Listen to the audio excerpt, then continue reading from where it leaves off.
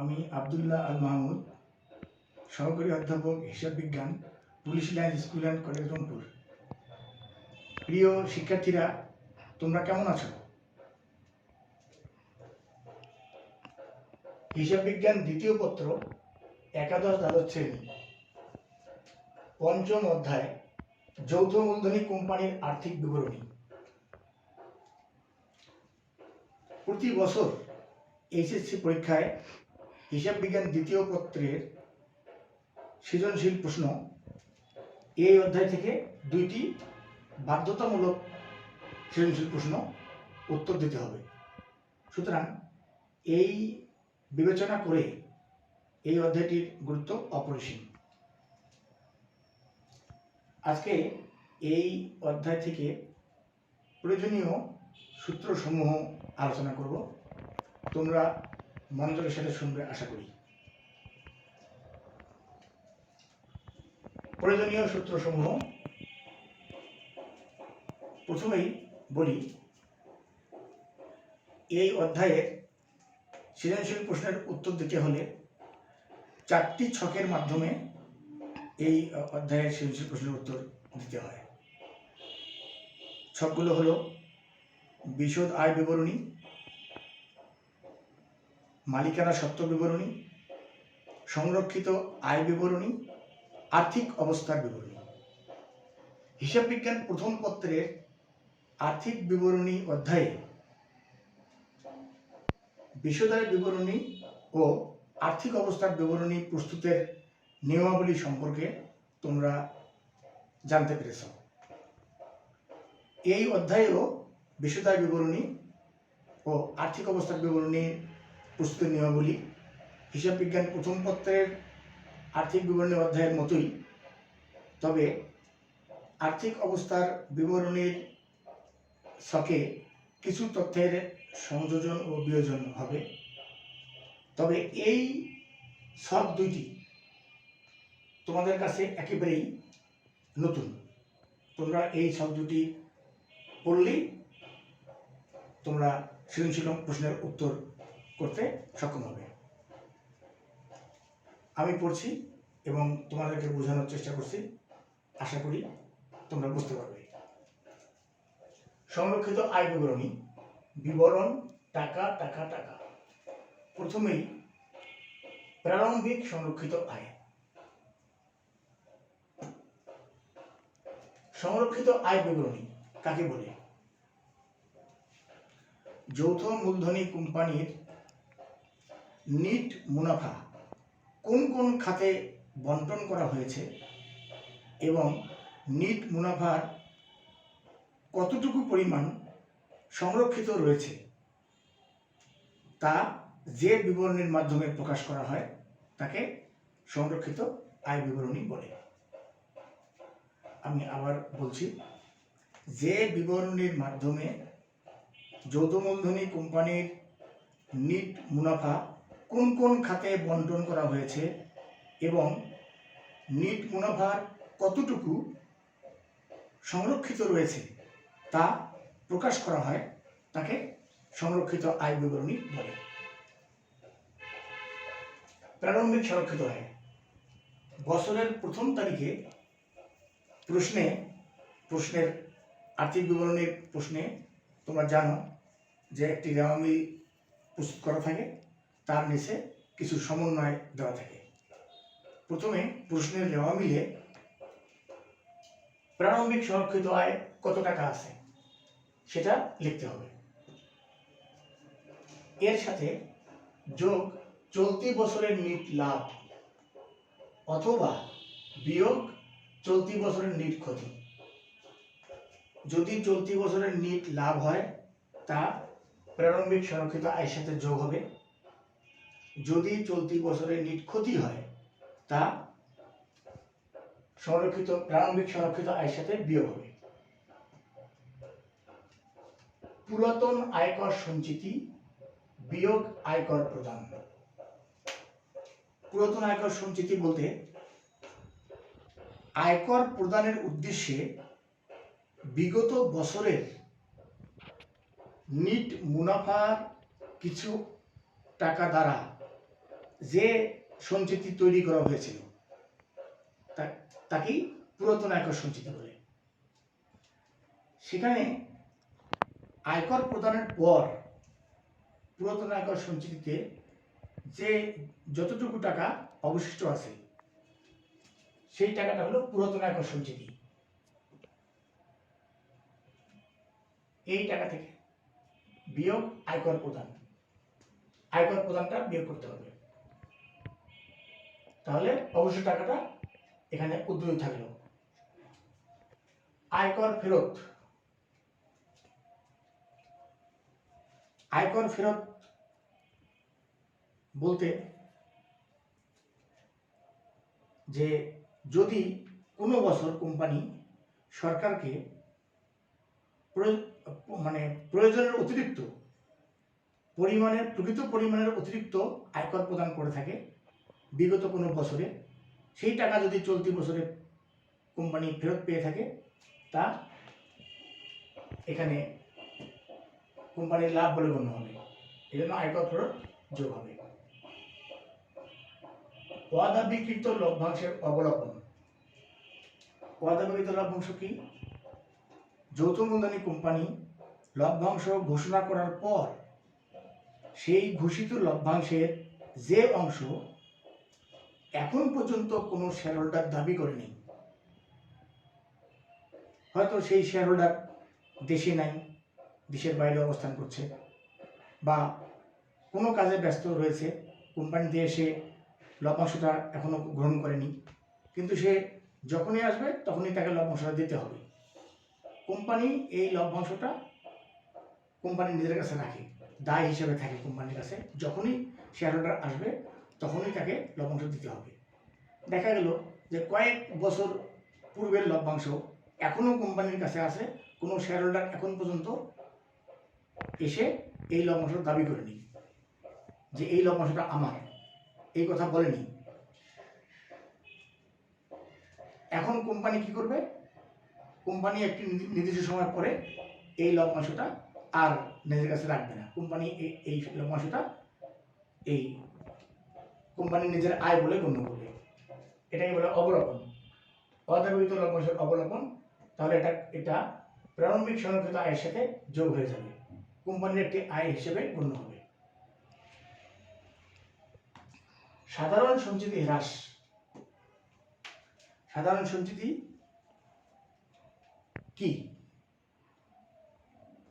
যৌথ মূলধনী কোম্পানির আর্থিক অবস্থা মজবুত বা সুদৃঢ় করার জন্য প্রতি বছর নিট মুনাফার একটি নির্দিষ্ট অংশ পৃথকভাবে রেখে যে সঞ্চিতি তৈরি করা হয় তাকে সাধারণ সঞ্চিতি বলে। এখন সাধারণ সঞ্চিতিতে যে টাকা আছে, যদি কোম্পানি এই টাকাটা হ্রাস করতে চায়, যেমন সাধারণ সঞ্চিতিতে যদি 50,000 টাকা থাকে, কোম্পানি চলতি বছরে যদি এই 50,000 টাকা থেকে 10,000 টাকা হ্রাস করবে, কোম্পানি চলতি বছরে এই 50,000 টাকা সঞ্চিতিটাকে 40,000 টাকা রাখবে, তাহলে 10,000 টাকা কি কোম্পানির উদ্বৃত্ত থাকলো, এই 10,000 টাকা প্রারম্ভিক সংরক্ষিত আয়ের সাথে যোগ হবে, তাহলে সাধারণ সঞ্চিতি 10,000 টাকা হ্রাস পেল এবং এই 10,000 টাকা প্রারম্ভিক সংরক্ষিত আয়ের সঙ্গে যোগ হলো। এই যোগফলটা এখানে লিখতে হবে। বাদ বন্টন সমূহ, এই যে যোগফল যে হলো, এই যে যোগফলের টাকা থেকে বিভিন্ন খাতে টাকা বন্টন করতে হবে, বিভিন্ন তহবিলে স্থানান্তর করতে হবে। অন্তর্বর্তীকালীন লভ্যাংশ বা লভ্যাংশ প্রদান,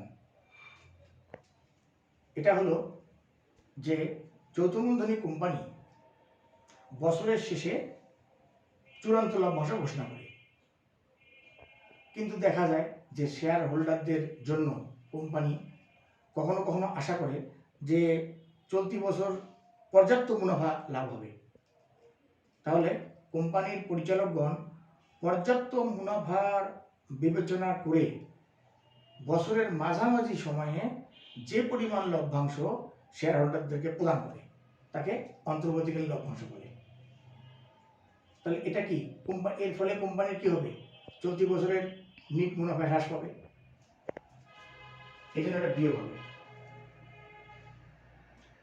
প্রস্তাবিত লভ্যাংশ বা ঘোষণাকৃত লভ্যাংশ। প্রস্তাবিত লভ্যাংশ বা ঘোষণাকৃত লভ্যাংশ, যৌথ মূলধনী কোম্পানি নিট মুনাফার যে অংশ শেয়ার হোল্ডারদেরকে লভ্যাংশ প্রদানের জন্য পরিচালকগণ সিদ্ধান্ত গ্রহণ করে তাকে প্রস্তাবিত লভ্যাংশ বা ঘোষণাকৃত লভ্যাংশ বলে।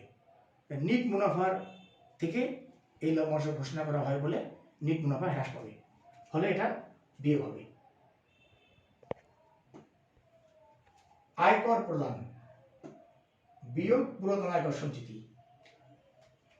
কোনো বছর দেখা গেল যে পুরাতন আয়কর সঞ্চিতি চেয়ে আয়কর প্রদানই বেশি হয়ে গেছে, তখন এটা ব্যয় হোক বলে গণ্য হবে। সাধারণ সঞ্চিতিতে স্থানান্তর। সাধারণ সঞ্চিতি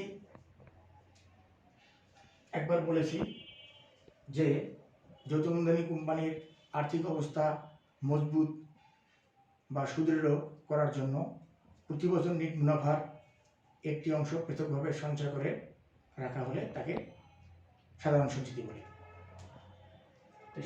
সাধারণ সঞ্চিতি যদি প্রতি বছর টাকা সাধারণ সঞ্চিতিতে প্রতি বছর নিট মুনাফার একটি অংশ আলাদাভাবে সঞ্চয় করে রাখা হয়, ফলে নিট মুনাফা হ্রাস পাবে। লভ্যাংশ সমতাকরণ তহবিলে স্থানান্তর। লভ্যাংশ সমতাকরণ তহবিল কি জিনিস? প্রতি বছর কোম্পানির নিট মুনাফা একই পরিমাণ হয় না। যে বছর অধিক পরিমাণে নিট মুনাফা অর্জিত হয় সে বছর অধিক পরিমাণে শেয়ার হোল্ডারদেরকে লভ্যাংশ প্রদান না করে এই অতিরিক্ত টাকা দ্বারা একটি আলাদা তহবিল গঠন করা হয়। যে বছরে কম নিট মুনাফা অর্জন হবে সে বছর এই অতিরিক্ত টাকা দ্বারা যেন শেয়ার হোল্ডারদেরকে পূর্বের হারে বা একই হারে লভ্যাংশ প্রদান করা সম্ভব হয়। তাহলে লভ্যাংশ সমতাকরণ তহবিলটি কি? প্রতি বছর একই হারে লভ্যাংশ প্রদানের জন্য নিট মুনাফা থেকে যে তহবিল গঠন করা হয় তাকে লভ্যাংশ সমতাকরণ তহবিল বলে। নিট মুনাফা থেকে গঠন করা হয়, ফলে নিট মুনাফা হ্রাস পাবে, এই জন্য লভ্যাংশ সমতাকরণ তহবিল বিয়োগ হবে। নিট মুনাফা থেকে লভ্যাংশ সমতাকরণ তহবিল স্থানান্তর করা হবে, এই জন্য এটা বিয়োগ হলো, নিট মুনাফা থেকে বিয়োগ হলো। প্রতিপূরক তহবিল স্থানান্তর। প্রতিপূরক তহবিল কি? দীর্ঘমেয়াদী ঋণ যৌথ মূলধনী কোম্পানির আর্থিক সংকটের সময় অন্য কোনো কোম্পানির নিকট থেকে বা কোনো বাণিজ্যিক ব্যাংক থেকে দীর্ঘমেয়াদী ঋণ গ্রহণ করে। এই ঋণ পরিশোধের জন্য কোম্পানির একটি তহবিল থাকা প্রয়োজন। দীর্ঘমেয়াদী ঋণ পরিশোধের জন্য নিট মুনাফা থেকে যে তহবিল গঠন করা হয় তাকে প্রতিপূরক তহবিল বলে। প্রতিপূরক তহবিল স্থানান্তর নিট মুনাফা থেকে যেহেতু গঠন করা হয়, ফলে নিট মুনাফা থেকে প্রতিপূরক তহবিল বাদ যাবে, তাহলে বাদ বন্টন সমূহ নিট মুনাফা থেকেই বন্টন হবে এগুলো, ফলে প্রতিপূরক তহবিলটাও নিট মুনাফা থেকে বাদ যাবে। অন্য কোনো তহবিলের স্থানান্তর। আরও যদি কোম্পানিটি অন্য কোনো তহবিল গঠন করে থাকে, যেমন ত্রাণ তহবিল, পেনশন তহবিল, বোনাস তহবিল ইত্যাদি, ফলে দেখা গেল যে এই মোট যোগফল থেকে এই বিভিন্ন তহবিলে বন্টন ও স্থানান্তরের যোগফলটা বাদ দিলে বছরের শেষে সমাপনী সংরক্ষিত আয়, বছরের শেষে নিট মুনাফা কতটুকু সংরক্ষিত আছে, সমাপনী সংরক্ষিত আয় এই পরিমাণ টাকা সংরক্ষিত আছে। এরপর মালিকানা সত্ত্ব বিবরণী। মালিকানা সত্ত্ব বিবরণী কাকে বলে? যে বিবরণীর মাধ্যমে যৌথ মূলধনী কোম্পানির সম্পদের উপর যে বিবরণীর মাধ্যমে যৌথ মূলধনী কোম্পানির সম্পদের উপর শেয়ার হোল্ডারদের দাবির পরিমাণ প্রকাশ করা হয় তাকে মালিকানা সত্ত্ব বিবরণী বলে। এখানে দেখা যাচ্ছে যে মালিকানা সত্ত্ব বিবরণীর প্রত্যেক উপাদানের জন্য পৃথক পৃথক ঘর তৈরি করা হয়েছে।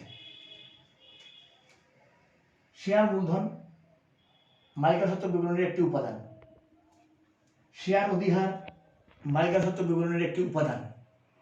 এইভাবে প্রতিটি ঘর মালিকানা সত্ত্ব বিবরণীর প্রতিটি উপাদানের জন্য পৃথক পৃথক ঘর তৈরি করা হয়েছে। শেষে প্রত্যেক উপাদানের সকল উপাদানের যোগফলটাকে মোট একটি ঘরে লেখা হয়েছে। প্রথমেই প্রারম্ভিক উদ্বৃত্ত, যেমন শেয়ার মূলধন। প্রশ্নের রেওয়া মিলে শেয়ার মূলধনের যে টাকা থাকে সেটা প্রারম্ভিক উদ্বৃত্ত। প্রশ্নের রেওয়া মিলে শেয়ার অধিহারের যে টাকা থাকে সেটা শেয়ার অধিহার। প্রশ্নের রেওয়া মিলে সাধারণ সঞ্চিতির যে টাকা থাকবে সেটা প্রারম্ভিক উদ্বৃত্ত হিসেবে এখানে বসবে। প্রশ্নের রেওয়া মিলে লভ্যাংশ সমতাকরণ তহবিলের যে টাকা দেওয়া থাকবে সে টাকা এখানে বসবে। প্রশ্নের রেওয়া মিলে সংরক্ষিত আয়ের যে টাকা দেওয়া থাকবে সেটা এখানে বসবে। মোট যোগফল এখানে লেখা হবে। চলতি বছর নিট মুনাফা, চলতি বছর প্রারম্ভিক উদ্বৃত্তের সাথে চলতি বছর নিট মুনাফা যোগ হবে। এখানে লক্ষণীয় যে সংরক্ষিত আয় বিবরণীতে যে দফাগুলো যোগ হয়েছে সে দফাগুলো মালিকানা সত্ত্ব বিবরণীতেও যোগ হবে, এবং সংরক্ষিত আয় বিবরণীতে যে দফাগুলো বিয়োগ হয়েছে সে দফাগুলো মালিকানা সত্ত্ব বিবরণীতে বিয়োগ হবে।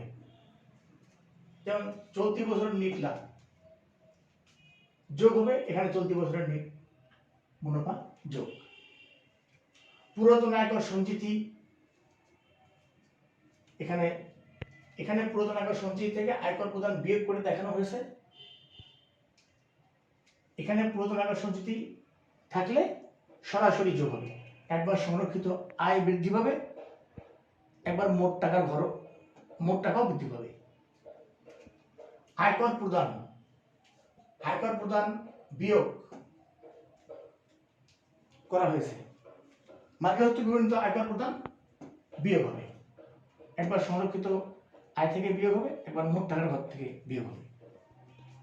আয়কর ফেরত সংরক্ষিত আয় বিবরণীতেও যোগ হয়েছে, মালিকানা সত্ত্ব বিবরণীতেও যোগ হয়েছে। অদাবিকৃত লভ্যাংশের অবলোকন সংরক্ষিত আয় বিবরণীতে যোগ হয়েছে, মালিকানা সত্ত্ব বিবরণীতেও যোগ হয়েছে। অন্তর্বর্তীকালীন লভ্যাংশ সংরক্ষিত আয় বিবরণীতে বিয়োগ হয়েছে, মালিকানা সত্ত্ব বিবরণীতেও বিয়োগ হয়েছে। ঘোষণাকৃত লভ্যাংশ সংরক্ষিত আয় বিবরণীতে বিয়োগ হয়েছে, মালিকানা সত্ত্ব বিবরণীতেও বিয়োগ হয়েছে।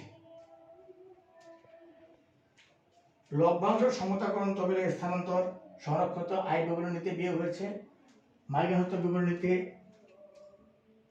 লভ্যাংশ সমতাকরণ তহবিলের একটি আলাদা ঘর আছে। লভ্যাংশ সমতাকরণ তহবিলের স্থানান্তর বলতে সংরক্ষিত আয়ের টাকাকে লভ্যাংশ সমতাকরণ তহবিলে স্থানান্তর করতে হবে। এর ফলে সংরক্ষিত আয় হ্রাস পাবে, লভ্যাংশ সমতাকরণ তহবিল বৃদ্ধি পাবে। লভ্যাংশ সমতাকরণ তহবিলের স্থানান্তর, সংরক্ষিত আয়ের টাকা লভ্যাংশ সমতাকরণ তহবিলে স্থানান্তর করা হয়েছে, সংরক্ষিত আয় হ্রাস পেয়েছে, লভ্যাংশ সমতাকরণ তহবিল বৃদ্ধি পেয়েছে। একইভাবে সাধারণ সঞ্চিতিতে স্থানান্তর, সংরক্ষিত আয় থেকে স্থানান্তর করতে হবে। সংরক্ষিত আয়ের টাকা হ্রাস পেয়েছে, সাধারণ সঞ্চিতির টাকা বৃদ্ধি পেয়েছে। সর্বশেষে প্রত্যেকটি উপাদানের ঘর যোগফল করতে হবে। প্রত্যেকটি উপাদানের ঘরের যোগফল করার পরে প্রত্যেকটি উপাদানের ঘরের যোগফলটি মোট টাকার ঘরের যোগফল হবে। এই ছক দুইটি তোমরা মনোযোগের সাথে কয়েকবার দেখবে, তারপর সৃজনশীল প্রশ্নের সমাধান শুরু করবে।